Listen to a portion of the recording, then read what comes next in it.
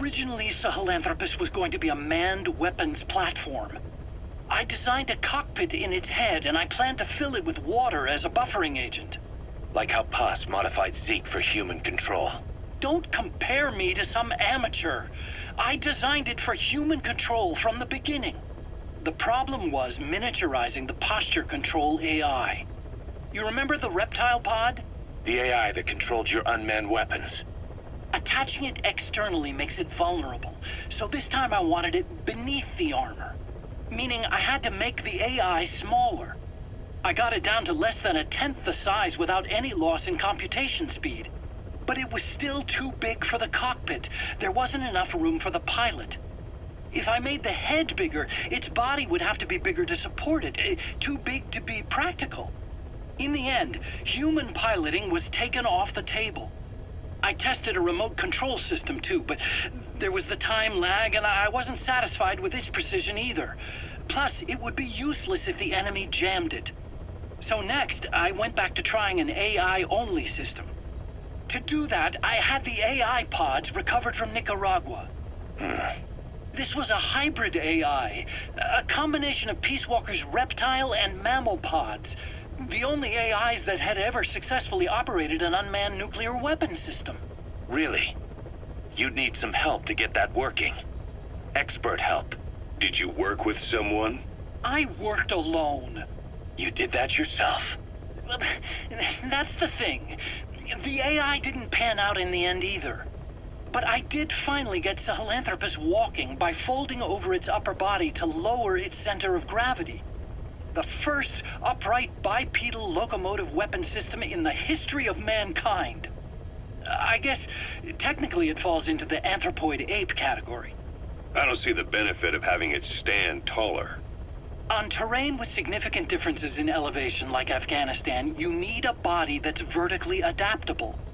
That also lets it attack from long range while using mountain ridges for cover. So, making it walk upright was the most important factor in giving it superior height capability. As the name suggests, that was the whole point of Sahelanthropus. But I was being pushed for results. Having the AI mounted externally would have been the fastest way to get it working. I just needed more data so it could maintain its balance. But Skullface refused to wait. He dismissed the idea of AI control and took Sahelanthropus away from me before I could finish it. But it was walking when it came after you. That's just it. I don't understand how Skullface got it to move upright, without a pilot or an AI. And walking at that speed, too. It's beyond anything I could have imagined. This is like the Wright brothers making it to the moon. I'm just as clueless as you are. So this Sahelanthropus, where is it now? I have no idea. All my experiments took place at that cave. I've never seen it anywhere else. Besides, it's still just an incomplete prototype at this point, and nothing but a paper tiger. Even if it can walk, it's far from being a viable weapons platform. It wouldn't be useful in actual battle. Emmerich will remain here at Mother Base for now, but not as a member of Diamond Dogs. I still don't trust him. That work for you? Fine by me. He can't be allowed any contact with staff either. Yeah. A lot of the guys would love some payback for 9 years ago. We still need him alive. But we have to restrict his movements. He can only go where we tell him. And of course, the interrogations will continue. He worked for that skull bastard for nearly a decade. He still has more to tell us. How long are we gonna press him?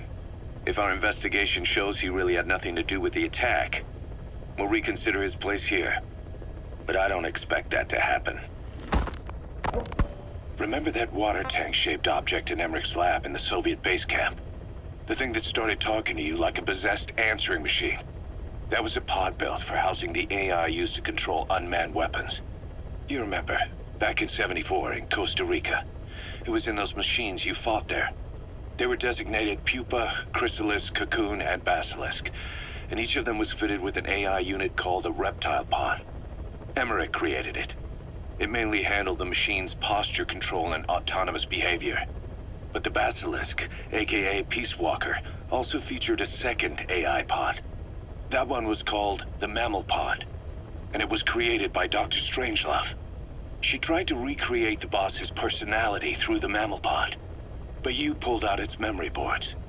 That's when it transferred its own functions to its reptile pod. Just like a human brain compensating for damage by using the remaining healthy parts. The result was a unique entity, a hybrid of the reptile and the mammal. It sank to the bottom of Lake Nicaragua with Peace Walker. But apparently they salvaged it and transported it to that lab. Don't let it deceive you, Snake. It may sound like the boss, but it has neither a personality nor a will. Like Emmerich says, it's just a machine.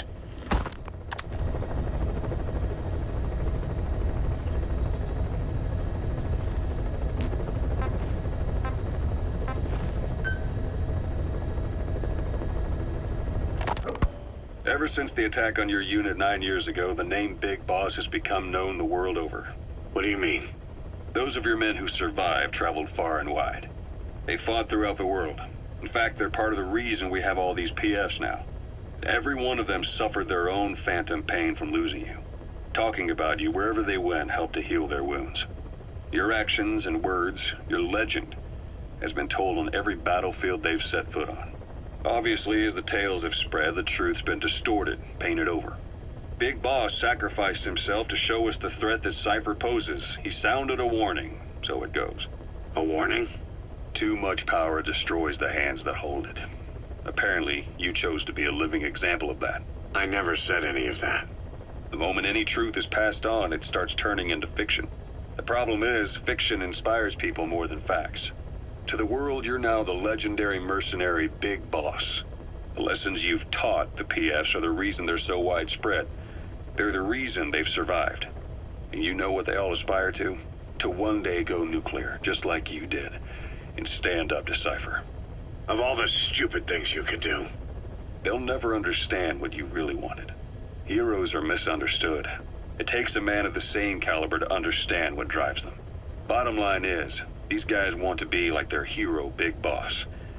And deep down they all have their eyes on nuclear weapons. They say that a nuke is the only means of standing against Cypher. But these days it's becoming little more than a slogan to rally the troops and survive in a cutthroat business. Currently, there are 3 major PFs who've expanded into Central Africa. CFA, Rogue Coyote, and Zero Risk Security. HEC's investigations have shown there's almost no overlap between their areas of operation. It's not so much a turf war, more like they have a gentleman's agreement. If you do cross paths with them, you probably won't have to face more than one at a time. Still, don't expect a walk in the park. The CFA, Contract Forces of Africa. These guys are a major player. Their head office is in Pretoria, South Africa. That's also where the South African Defense Force is headquartered. We think the two are closely connected. An HEC investigation revealed that most of the CFA's operators are former SADF soldiers. South Africa has been locked in struggles with neighboring regimes for years. That means constant action, and we know better than anyone that's the best kind of training. A company drawing its recruits from hardened military vets. You can bet they know how to handle themselves. Do not underestimate them. Within the CFA is a company of soldiers made up mainly of locally hired operators. They speak Afrikaans to communicate with personnel from the CFA, but if you notice any speaking the local language, that's them. Though hired from the local population, they were originally part of a paramilitary group, so they'll have plenty of combat experience. And unlike their days shooting junkyard rifles out of beat-up pickup trucks, the CFA now supplies them with the latest gear from the West. On top of that, they've been combat trained by the South African Army. All that adds up to a much stronger fighting force. So don't brush them off.